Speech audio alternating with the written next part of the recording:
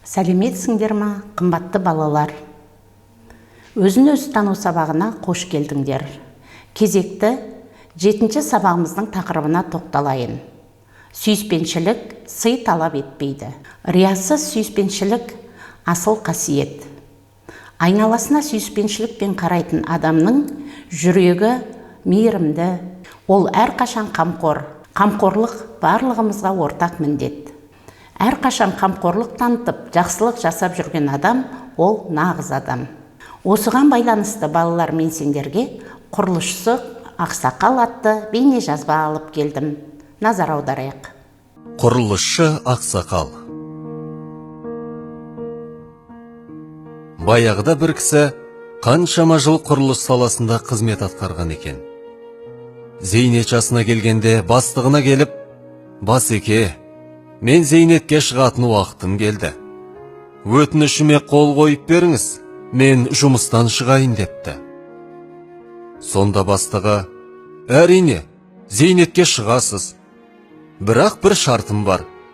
Әлі салына қоймаған бір үй бар еді. Соны салып бітіріп берсеңіз, рұқсат» дейді. Әлгі қария амалдың жоғынан үйді аз күнде бітіріп, үйдің кілтін бастығына берсе, бастығы өзіне қайтарып береді. Бұған таң қалған Ақсақал, «Басеке, мұныңыз қалай?» дейді. Сол кезде бастығы, «Ақсақал, негізі бұл сіздің үйіңіз. Енді бұл үйде өзіңіз тұрасыз» деп жауап қайтарады. Балалар, сендерге бейне жазба ұнады ма? Қандай ой түйдіңдер? Адамды істеген ісіне қарай бағалайды екен. Оның шынайылығы ісінен көрінеді. Жүрегі сүйіспеншілікке толы адам әрқашан жақсылық жасайды. Ол жасаған жақсылығының қайтарымы да сұралмайды екен. Бірақ жасаған жақсылығы алдынан шыға береді. Енді балалар, экраннан сабағымыздың дәйек сөзін оқиық. Сүйіспеншілік жүректе, халық даналығы. Балалар, бұл дәйек сөзді барлығымыз қайталап айтайық. Сүйіспеншілік жүректе, халық даналығы. Жарайсыңдар. Яғни сүйіспеншілік мекендейтін жер жүрек екен. Жүрегің мейірімді болса, сенің іс-әрекетің дұрыс болады. Осы бастан мейірімділікке үйренсең, ол сені сүйіспеншілікке апарады екен балалар. Риясыз сүйіспеншілік адамдықтың белгісі. Ондай адамдардың бойында тек жақсы қасиеттер болады. Жақсы қасиеттер қамқор, жанашыр тұлғаның бойында болады дей келе, келесі оқып үйренейік айдарына кезек берейік. Мен бүгін сендерге Асқан асыл сыйлық атты ертегі алып келдім. Мұқият тыңдайық. Асқан асыл сыйлық ертегі. Ілгері заманда отырар шаһарында бір саудагер болыпты. Оның 3 қызы бар екен. Күндердің күнінде саудагер алыс елдерге сауда жасауға аттанбақ болады да 3 қызын шақырып: «Ал, шырақтарым, мен алысқа сапар шеккелі отырмын. Сендерге не сыйлық әкелейін? Қалауларыңды айтыңдар» дейді. «Әке, маған бір тізбек ең асыл маржан әкелсеңіз» дейді үлкені.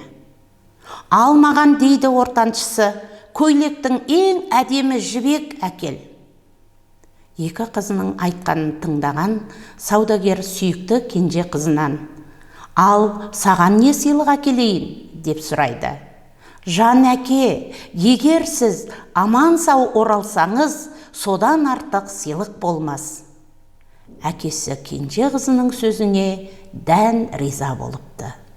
Балалар, сендерге тыңдаған ертегілерің ұнады ма? Онда мынандай сұрақтарға жауап іздеп көрейік. Сендерге қай қыздың жауабы ұнады? Неліктен? Адамдар неліктен сүйіспеншілікті жүрекпен байланыстырады?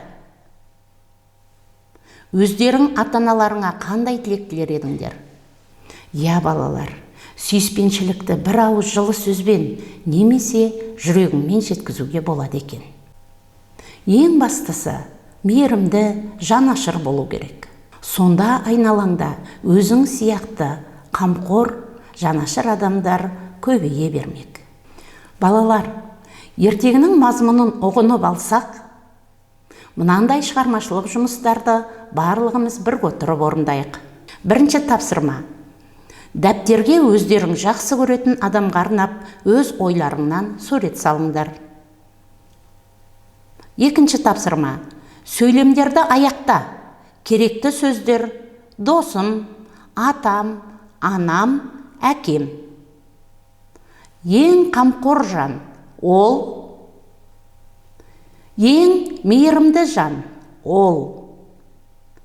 Ең құрметті жан ол.